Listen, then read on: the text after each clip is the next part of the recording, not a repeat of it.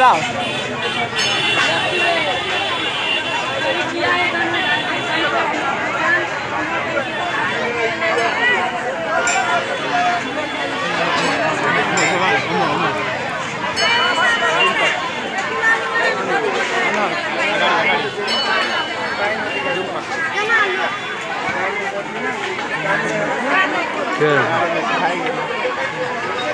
रुक वो ना नहीं वो ना बज भी तो गड़बड़ होता, वो ना बज भी तो गड़बड़ होता।